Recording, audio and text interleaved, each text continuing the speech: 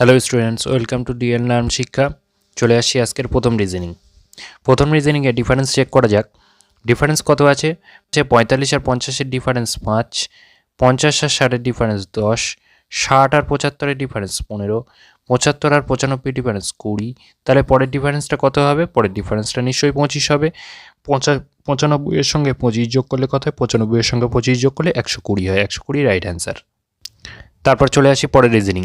এখানে একটা বাদে একটা সম্পর্ক আছে। কেমনভাবে সম্পর্ক আছে? 6-এর সাথে কত যোগ করলে 13 হয়? 6-এর সাথে 7 যোগ করলে 13 হয়। সেমভাবে 13-র সাথে 7 যোগ করলে 20 হয়। সেমভাবে 20-র সাথে 7 যোগ করলে 27 হয়। 27-এর সাথে 7 যোগ করলে 34 হয়। এটাও একটা বাদে একটা সম্পর্ক। কি আছে দেখা যাক। 3-এর সাথে 4 যোগ করলে 7 হয়, যোগ 4। 7-এর সাথে 4 যোগ করলে 11 হয়। 11-র সাথে 4 যোগ করলে 15 হয়। 15-র সাথে 4 যোগ করলে তাহলে কত হবে? 15-র সাথে 4 যোগ করলে 19 হয়। 19 রাইট অ্যান্সার।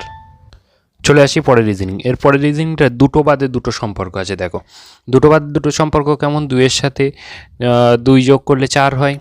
তারপর 4-এর সাথে 2 যোগ করলে 6 হয়। তারপর 6-এর সাথে 2 যোগ করলে 8 হয়। তারপর 8-এর সাথে 2 যোগ করলে যেটা হয় সেটাই অ্যান্সার হবে। 8-এর সাথে 2 যোগ করলে 10 হয়। 10 অ্যান্সার। চলে আসি পরের রিজনিং। দেখা যাক, ডিফারেন্স চেক করা যাক এই রিজনিংটার। 4 আর 5-এর মধ্যে ডিফারেন্স কত? 4 আর 5-এর মধ্যে এই 1 আর 5-এর মধ্যে ডিফারেন্স 4। 5 আর 13-র ডিফারেন্স কত? 5 আর 13-র ডিফারেন্স 8। 13 আর 29-এর ডিফারেন্স কত? 16। 29 আর 61-র ডিফারেন্স কত? 32। তাহলে পরের ডিফারেন্স কত হবে? দেখো, এটার সাথে এটা দ্বিগুণ, তার সাথে এটা 2 গুণ, তার সাথে এটা 2 গুণ, তাহলে পরেরটাও 2 গুণ হবে। তার মানে 32 দুগুণ 64, 64 হবে ডিফারেন্স। তাহলে 61 আর 64 যোগ করলে কত হয়? 125। 125 রাইট অ্যান্সার। চলে আসি পরের রিজনিং। এখানেও একটা বাদে একটা সম্পর্ক আছে। যেমন 20-র সাথে 2 বিয়োগ করলে, যেমন 20 থেকে 2 বিয়োগ করলে 18 হয়, -2। 18 থেকে 2 বিয়োগ করলে 16 হয়। 16 থেকে 2 বিয়োগ করলে 14 হয়। 14 থেকে 2 বিয়োগ করলে 12 হয়। 12 থেকে 2 বিয়োগ করলে যেটা হবে সেটাই অ্যান্সার হবে। 12 থেকে 2 বিয়োগ করলে 10 হয়। 10 হলো রাইট অ্যান্সার। চলে আসি পরের রিজনিংয়ে। দেখা যাক এটা কেমনভাবে আছে। 279, এই 289, 289 কার স্কোয়ার? 289 17-এর স্কোয়ার। 256 16-এর স্কোয়ার।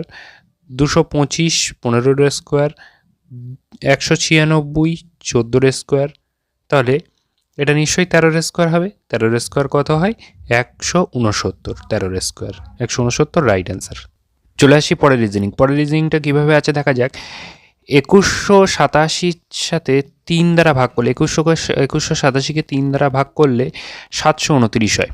729-কে 3 দ্বারা ভাগ করলে 243। 243-কে 3 দ্বারা ভাগ করলে যেটা হবে সেটাই অ্যান্সার হবে। 243-কে 3 দ্বারা ভাগ করলে কত হয়? 243-কে 3 দ্বারা ভাগ করলে 81 হয়। 81 রাইট অ্যান্সার।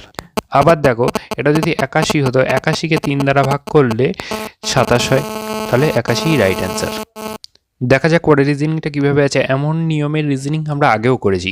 দেখো, 20-র সাথে 1 গুণ করলে 20 হয়। 20 একে 20, তার সাথে 2 যোগ করলে, 20-র সাথে 2 যোগ করলে 22 হয়। আবার 22-এর সাথে 3 গুণ করলে 66 হয়।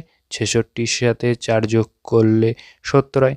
70-এর সাথে তাহলে গুণ 1 যোগ 2 গুণ 3 যোগ 4, তাহলে গুণ 5 হবে। 70-এর সাথে 5 গুণ করলে 5 7 35, মানে 350 রাইট অ্যান্সার।